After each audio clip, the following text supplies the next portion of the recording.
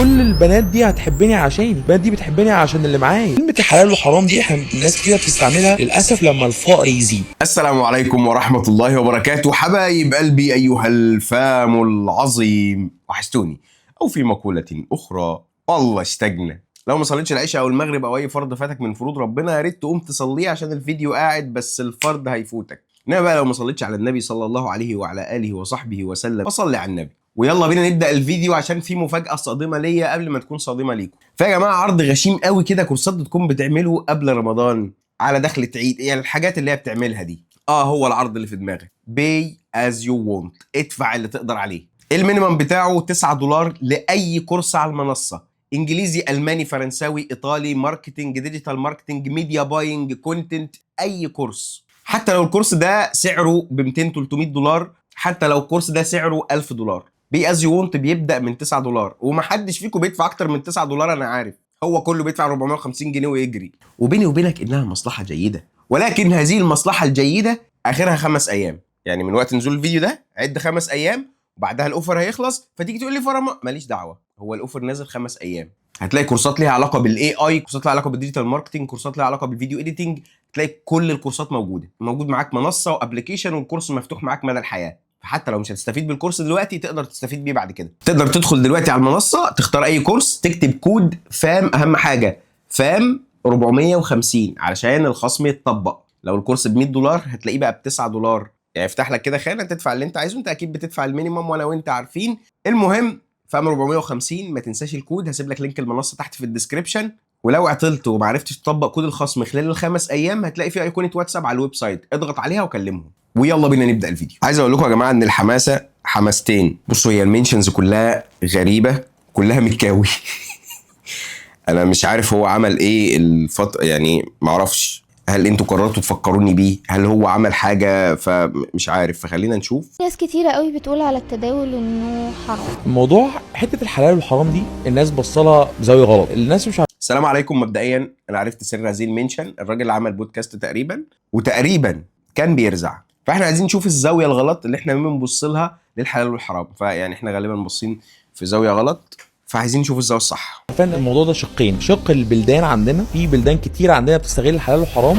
لو مثلا الموضوع ضد الاقتصاد، لو الحكومه مش عايزه فلوس تطلع بره البنوك هتقول لك على اي حاجه بره البنوك حرام، وده فعلا عندنا. في اي بلد تانية التداول حلال. الموضوع الناس فاكره انه حلال وحرام في الزمن بتاع زمان اللي هو كان حلال وحرام عندنا كلنا. دلوقتي بقى الحكومات مستغليه ده تودي الناس فين وفلوس الناس فين، عشان عارفه الناس بتسمع الحته دي حلال وحرام. فالحكومه بتستغل ده او المنظومه بتستغل ده انها تسوق فلوس الناس فين. لو مش عايزه الناس فلوسها تروح لحته معينه قول لهم انها حرام، يقولوا لهم ان هم حرام، فالناس تقول حرام ما ينفعش. لفتها ازاي؟ طب هتجيبها في مصر ماشي، الرهان حرام في مصر بس اصل الحكومه مش عايزه الفلوس تطلع بره. طب والسعوديه؟ طب وباقي الدول العربيه اللي اقتصادها قوي ايه، خايفه الفلوس تطلع بره؟ ده منهم دول اسواقها الماليه مفتوحه للعالم كله. بص مفيش زاويه غلط، مفيش حد بيبقى مستني حكومه تقول له حلال وحرام.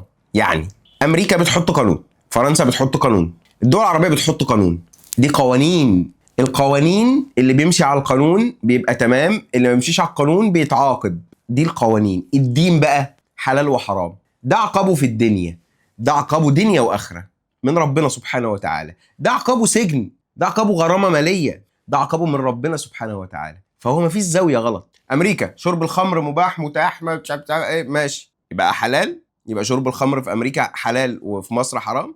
انا قلت لكم يا جدعان اللي بيقعد على كرسي وقدامه ناس فكرني باللي طلع 5 مليون غلطه. قول يا مكاوي. يبقى احنا كده اول فيديو عندنا المعلومه بتقول ان عادي الدوله تصدر قوانين ملهاش علاقه بالدين والحلال والحرام. دي حاجه ودي حاجه يا صاحبي. لا انت مش صاحبي، دي حاجه ودي حاجه يا مكاوي. الدوله تبيح تجاره الخمور. هل الدوله قالت الخمور حلال؟ لا، ما قالت اللي عايز يتاجر في الخمور، للناس اللي بتشرب خمور يتاجر في الخمور. هل جت قالت لا يا جماعه احنا كده خلاص بنلغي لا، فما نلفلهاش يا مكاوي. اللي بعده كلمه الحلال والحرام دي احنا الناس كتير بتستعملها للاسف لما الفقر يزيد. الناس مش مركزه مع الحلال والحرام بتاع نفسهم، مركزين في التنظير الحلال والحرام بتاع الناس التانية. ما تلاقيش ناس معاها فلوس قاعده تتكلم في حلال وحرام، كله عارف. يا اسطى فكرتك ان الناس كلها عايشه في الحرام دي، يعني ايه فكرتك ان انا معايا فلوس فانا مش ههتم بالحلال والحرام؟ ده مين اللي زرع في دماغك الفكره دي؟ ومين اللي زرع في دماغك ان اللي بيتكلم في الحلال والحرام مش غني؟ مين اللي فاهمك ان المسلمين اللي خايفين من الحلال والحرام مش اغنياء؟ خلينا نتكلم مثلا عن راجل اعمال مشهور جدا، صاحب سلسله العربي جروب، العربي صناع الثقه، رحمه الله عليه. راجل نحسبه على خير، بيخاف الحلال والحرام في ادق تفاصيل حياته عادي. ما تزعلش منا متكاوي يعني، انت وشله المتداولين اللي عمالين يلعبوا في دماغ العيال الصغيره لا ترتقوا انكم يعني توصلوا لعشر المؤسسه. عشر كتير قوي، عشر المؤسسه كتير قوي، يا اللهم بارك ما شاء الله. يعني المهم يعني، فلا عادي تخاف من الحلال والحرام ويبقى معاك فلوس، وفلوس كتير جدا عادي. انا مش عايز اقول بقى ناس في يعني ما صاحب سلسله رنين اللي في مصر. ثواني احنا ليه بنعد اصلا؟ احنا ليه بنعد؟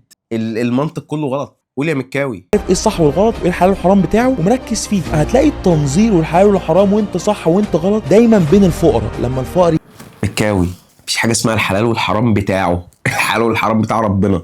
كوني هعمل حاجه حرام لا تنفي انها حرام. الناس لما بتتكلم، الناس اللي بتتكلم دي بتتكلم تقول لك الحلال والحرام عليا وعليك. يعني انا مثلا مش هاجي اقول المراهنات حرام واروح انا اتراهن، القمار حرام واروح انا العب قمار. هو مش حرام عليك انت وحلال عليا انا؟ طب انا عملت كده هيبقى حرام علينا كمان. يعني لو قلت لك القمار حرام يا مكاوي ورحت انا لعبت كمان قمار، فهيبقى حرام على مكاوي وحرام على فرماوي. عادي، مفيش حاجه اسمها حلال وحرام بتاعهم. الحاجه التانية، اللي بيتكلموا في الحلال والحرام مش الفقراء، اللي بيخافوا ربنا. انت لازم تتكلم في الحلال والحرام يا مكاوي، لازم تبقى خايف من الحرام يا مكاوي. انا ما عنديش مشكله معاك نهائي، يعني انا ما عنديش مشكله انك يا باشا كسر الدنيا، يا باشا اقتنع ان هو حلال، يا باشا اقتنع باللي انت عايزه، بس سيب العيال في حالها. يعني سيب العيال الصغيره، بس انت مش هتعرف تسيب العيال الصغيره في حالها لان انت عايزهم عشان تبقى انت الوسيط بتاعهم. كوميشن حلو برضه. يزيد لما الناس تبقى غلبانه بزياده، حتى تلاقي ده على مدار التاريخ كله. كل ما الفقر يزيد الناس تعلقهم بالحلال والحرام بتاع الناس التانية بيزيد اكتر من نفسهم. يعني مثلا الامر بالمعروف والنهي عن المنكر او توضيح الحلال والحرام يقتصر على حالتي انا الماديه. يعني انا لو معايا فلوس، لا يعني لو انا او غيري معانا فلوس، ما ينفعش اننا نقول يا جماعه خلوا بالكم ان ده حرام، حاولوا تبعدوا عنه، ولو وقعتوا فيه توبوا عنه، ربنا يغفر له ويغفر لكم، كلنا بنقع في ذنوب، وان ده حلال حاولوا تقربوا من. يعني بصراحه لا، يعني وحشه قوي متكاوي. يعني هتلاقي الناس كلها اللي بتقول حلال وحرام في الكومنتات دي هتلاقيها معاها كريدت كارد شغاله بفوايد زي الفل، واخد قروض وبيتفرج على نتفليكس. كل ده المفروض حرام من وجهه نظرك، بس تيجي تقولي له ده يقول لك ربنا كريم ربنا بيسامح. طب انت شغال مع الناس التانية ليه؟ انت مركز مع الناس التانية ليه؟ بص الحمد لله متكاوي ان انا مش معايا كريدت كارد، مش بتفرج على نتفليكس، مش دافع اشتراك نتفليكس. هل انا ما بعملش حرام؟ كلنا بنعمل حرام. قال صلى الله عليه وعلى اله وصحبه وسلم: ما من مسلم الا وله ذنب يعتاده الفين بعد الفين. كلنا عندنا ذنوب. الوحيد صلى الله عليه وعلى اله وصحبه وسلم اللي ما كانش بيغلط، اللي ما كانش عنده ذنوب، الوحيد هو رسول الله صلى الله عليه وسلم. فمش معنى ان حد بيحاول يحد من الخطر اللي انت بتنشره على الاطفال وعلى الشباب الصغيرين هو لا ما بيعملش، لا بيعمل ذنوب. انا هقول لك مشهد بجد، المشهد ده يعني ممكن يكون مناسب للي احنا بنتكلم فيه دلوقتي. اب، وتخيل بس المشهد كده معايا، اب وابنه قدامه، والاب ده ماسك السيجاره. الراجل ده كان جدي الله يرحمه، كان بيكلمني عن التدخين وهو مات بسبب التدخين. فتخيل المشهد ان اب ماسك السيجاره بيعمل كده: ما تشربش سجاير، انا مش عايزك تبقى زيي، بلاش المرض يقتلك زيي، ما تدخنش، شايف دي ملعونه، انا مش قادر ابطلها. هنا المفروض انت بتنصحني ازاي ان انا ابطل سجاير وانت بتشرب سجاير؟ هو هنا طبيعي راجل بيعمل ذنب بيتوب عن الذنب وبيرجع له، بينصح غيره انه ما يعملوش الذنب، ده طبيعي. اللي مش طبيعي ايه بقى؟ ان انا ابقى بعمل الذنب واقول عليه مش ذنب، مش بس كده، وابقى بدعو الناس ان هم يعملوا الذنب ده، وهاجم الناس اللي بتقول لي خلي بالك ان ده ذنب وبلاش توقع فيه غيرك. على نفس المثال حد بقى قاعد يلف يوزع سجاير، اللي هو مش بس اكتفى بالسيجاره لنفسه، والله ما كانش حد اتكلم. يعني لو انت بس تتداول مع نفسك ما حدش هيفتكرك، ما حدش هيركز معاك، ما حدش معاه مشكله شخصيه معاك نهائي يا مكاوي. يعني انا ما عنديش مشكله شخصيه معاك، غيري ما عندوش مشكله شخصيه، يعني انطلق في اللي انت عايز تعمله، بس في اللي انت عايز تعمله، مش في اللي تسحب فيه ناس معاك. نكمل. الناس شغله بالها بالحلال والحرام بتاع الناس التانية اكتر من نفسها، وده بيفقرها اكتر. اصلا هو احنا كل ريل بنقول فيه كلمه حلال وحرام؟ ده انت الموضوع مضايقك قوي متكاوي. الفقر هو اللي جاب السيره دي، خلى الناس تنظر على بعض. غريب ان ده بيفقرهم اكتر. ما تلاقيش ناس معاها فلوس بتتكلم في القصص دي. الناس اللي معاها فلوس مشغوله بالفلوس ومشغوله ازاي تكبرها، مش مشغوله ده بيعمل صح ولا غلط ولا ده بيعمل حلال وحرام. لا، ما دام محدش بيعمل حاجه غلط غير قانونيه انا بالنسبه لي كله ماشي تمام. الحلال والحرام ده الناس بتركز فيه مع الناس التانية لما هم ما يبقاش عندهم حاجه يخسروها وما عندهمش حاجه اصلا يفكروا فيها. عندكش حاجه في حياتك ماشيه، لما تلاقي نفسك عندك بيزنس، عندك شغل، عندك حوارات ماشيه، عمرك ما هتركز مع الناس التانية ده حلال وحرام والكلام ده. الحمد لله بفضل الله، بفضل الله، بفضل الله عندي بيزنس، وبفضل الله وتوفيقه. انا مجهودي لا يذكر، بتوفيق ربنا في ناس تعبت اكتر مني. ويا صاحبي جاي اقول لك خلي بالك عشان ده حلال وده حرام. عادي يا اسطى عادي. في مفتاح من بدري والله عايز اطلعه على الشاشه، بس ما اهل منشيد سليمان وكفر الزيات الكرام اهل دايرتي عاملين ايه؟ وحشتوني. فيا جدعان لا، الحلال والحرام مش معمول لغني وفقير. يا ابني سيدنا عثمان بن عفان كان من اغنى اغنياء الارض، صحابي عادي. الامر بالمعروف يا متكاوي النهي عن المنكر ملوش علاقه هو مش فكره شاغلين باله. يعني مثلا مش متكاوي قاعد في حاله والناس هي اللي راحت جابت سيرته وعماله تنكش فيه، لا، هو متكاوي قاعد ينزل فيديوهات يقول للناس تعالوا تداولوا معايا، تعالوا اعملوا معايا في الحاجات اللي هي القمار والمراهنات والحاجات. ما انت اللي بتحاول تجيب الناس. فوانت بتجيب الناس وبتنزل الفيديو بابليك للناس كلها، في ناس من البابليك دي مش عايزه تيجي وبتقول لك ده حرام. انت متضايق ليه؟ لما بيزيد عندك اعرف انك في حته وحشه، لازم تعلي من نفسك. بجد ربط ان اي حد لازم يوصل لفلوس لازم يوصلها من حرام، او اي حد فقير هو ده الوحيد اللي بيتكلم في الحلال والحرام. ليه؟ ليه؟ يعني انا اعرف. خلينا نجيب في سيره ناس بجد والله ربنا يهديك ويهديني ويهدينا جميعا. نكمل اللي بعده. انا عندي جسم احسن منك، فلوس اكتر منك، عايش في مكان انت عايزه، عايش العيشه اللي انت عايزها، وبدل ما بتسمع نصيحتي بتضايق مني. انا بستغرب الحوار ده والله. زمان كنت بدور على ناس تلهمني الالهام، والمعلومات اللي انا بديها دي اسمعها. كان نفسي معلومات ايه يا صاحبي؟ ومين قال لك ان انا عايز العيشه اللي انت عايشها؟ مين قال لك ان انا عايز اقعد اجر عربيات واجر بيوت؟ مين قال لك ان انا عايز اقعد اعصابي متعلقه بشويه مراهنات وشويه اسمها ايه بتاع التانية قمار وطالع نازل؟ مين قال لك ان انا عايز حياتي تبقى في التوتر والحياه دي؟ مين قال لك ان انا عايز ابقى في ثانيه بخسر كل حاجه؟ مين قال لك ان انا عايز اتحاسب على الفلوس اللي انا عمال اجيبها، والناس اللي انا عمال ادخلهم تحت مني، والناس اللي انا باخد من وراهم كوميشن؟ مين قال لك ان انا عايز اتحاسب على كل ده؟ مين قال لك ان انا عايز اتحاسب على الشباب الصغيره اللي انا بضلهم؟ مين قال لك ان انا عايز اتحاسب على ده؟ مين قال لك ان في حد عايز يبقى زيك؟ هو بص، مش اي لايف ستايل او حياه معينه. اقسم بالله الواحد عايز يقول كلام بس مش هينفع. مش اي يا صاحبي، في ناس مرتاحه وهي كده عادي. وخلينا نقول برضو الراحه يا جماعه مش اللي هي انت الراحه، لا، الراحه دي في الجنه. انا اعرف مليارديرات مش عارفين يرتاحوا طبيعي. خلقنا الانسان في كبد. هو كده كده ما يعني مش هيعرف يعمل حاجه تانية. شويه زعلان وشويه متضايق وشويه متعصب وده مود وده كذا وده كذا. لازم انت مش قاعد هنا للراحه والنعيم. هنا دار شقاء. معاك فلوس معاكش فلوس كل واحد. مفيش حد مرتاح. بس انسى مهما صور لك ده، مهما كل يوم طالع يقول لك انا جامد انا مش انت مش عارف الشيكات المتاخره عليه. حلم النعيم ده في الجنه. فلو قعدت تسعى له في الارض هتشقى بس، هتبقى عايش عشان تشقى بس. كمل يا مكي. في حد ماشي في الطريق ده يقول لي اللي انا بقوله ده عشان اعمل زيه، مش عشان اتضايق منه ولا اكرهه. انا مستغرب ازاي الناس بتتريق على الاحسن. احنا في واقع غريب جدا عشان الاغلبيه. مين قال يا مكاوي ان انت مثل الاحسن؟ الفكره كلها يا مكاوي ان انت مش الاحسن. يعني ولو هنقول الاحسن فانت في الاحسن في ايه؟ تعال نصنفها كده. الاحسن في ايه؟ اغنى؟ انت مش اغنى. طب اشطر مثلا في مجال التداول؟ برضو مش انت. طب انت اكتر واحد عمل فلوس من التداول؟ مش انت. احنا عارفين مين عمله من التداول والمراهنات، عارفينهم عادي. في الماركتينج مش انت. في الاداره مش انت.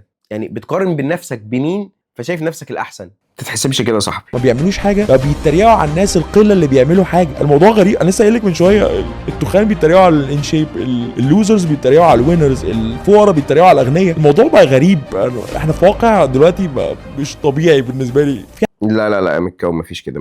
ما بيعملوش كده. يعني التخين مش بيتريق على الرفيع او الانشيب او الحاجات. لا، احنا شعب دمه خفيف بيحب يهزر. دي حاجه. الحاجه التانية هم مش بيتريقوا غير على حاجه تستدعي.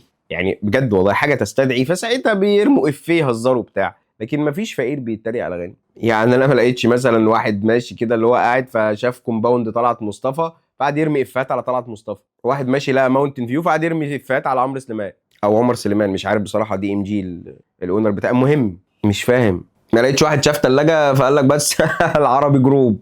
ما حدش بيعمل كده. ومفيش حد مثلا وزنه زايد ماشي في الشارع. يعني مثلا لما بنطلع على البحر او حاجه ما يبقاش حد وزنه زايد ويلاقي حد فت بيجري يقول لك شوف جسمه حلو وعامل ازاي. يا القرف ده، محدش بيعمل كده. دي مغالطه انت اللي لسه مخترعها دلوقتي وانت قاعد على الكرسي، عشان انت حاطط نفسك في حته معينه والناس بتتريق عليك عشان انت مش في الحته دي. يا متكاوي بقى، في فيديوهات تاني ولا خلاص خلصنا؟ مش كل البنات دي هتحبني عشاني، البنات دي بتحبني عشان اللي معايا، وانا مش فارق معايا. الراجل بيتحب عشان فلوسه مش عشان هو. احنا في واقع دلوقتي الراجل وينر، كل ما بيفوز كل ما بيجمع حواليه حاجات حلوه، علاقات، فلوس، وبنات. البنات دي مش عشان سواد عينيه. مش كريستيانو رونالدو كانش مراته تبقى معاه، هي مش معاه عشان كريستيانو، هو معاها عشان فلوسه. اول حاجه قالها متكاوي ان البنات معاه عشان الحاجات اللي معاه. يعني لو بنت كلمته فهي مش بتكلمه عشانه، هي بتكلمه عشان الحاجات معاه. فهو اعتراف ضمني منه ان هو من غير الحاجات اللي معاه يعني ما تخمنش اجابات تسيء لشخص علشان ما تاخدش ذنوب. ما تسقش، خليك راجل محترم. انا بكلم الناس اللي بيشوفوني، فاهم؟